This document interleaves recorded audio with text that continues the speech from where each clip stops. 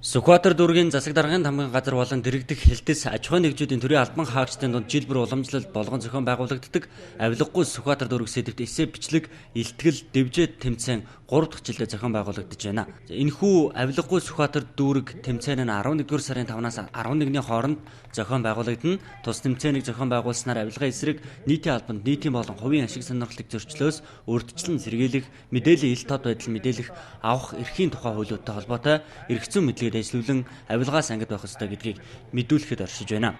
Сүхбаатарчууд 2013 оноос эхлээд авилгын эсрэг хуулийн хэрэгжилтийн нэг жишээ болгож авилгагүй Сүхбаатар гэдэг дэвжээ тэмцээнийг зохиож ирсэн. За бид 2013 онд авилгатай тэмцэх газраас улсын хэмжээнд тодруулсан бас сайн туршлагуудын нэг бол энэ арга хэмжээ маань болж исэн.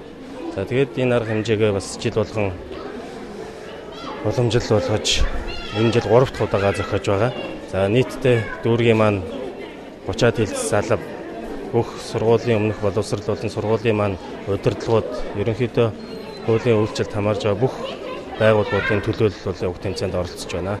Энэ жилийн хувьд Сүхбаатар авилгагүй дүүрэг болохын төлөө ажиллаж байна. За ингэснээр дүүргийн хэмжээнд авилгалын цогц бодлогыг хэрэгжүүлэх ёстой. За авилгалын эсрэг бодлогыг хэрэгжүүлснээр дүүргийн хувьд авилга хол байна гэж үзэж байгаамаа.